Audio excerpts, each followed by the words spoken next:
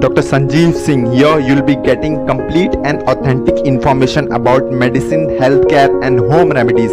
So please subscribe to our channel and hit the bell icon so you never have to go anywhere else ever again.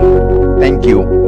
Over eating हो गया, हिचकी आ गई, gas बनाए हिचकी आ गई, या फिर ऑयली फूड तेल दिखा हो गया हिचकी आ गई, तो सोल्यूशन क्या है? डायफ्राम की मसल्स होती है, कॉन्ट्रैक्ट होती है, रिलैक्स होती है, जब ये अच्छे से काम नहीं करती तो हिचकी आ जाती है।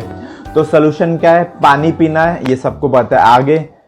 आगे होम रेमेडी शहद ले सकते हो, आधा चम्मच शहद लेके खा लो, तुरंत विदिन 2 मिनट के अंदर हिचकी गायब। और कोई प्रॉब्लम है तुरंत DM करें, सोल्यूशन आपके पास रेडी हो जाएगा।